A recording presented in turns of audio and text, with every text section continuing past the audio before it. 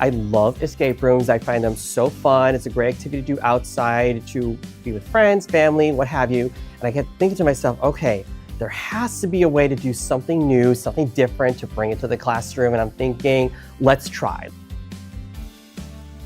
The activity that we did today was actually the most complex out of the ones that I created.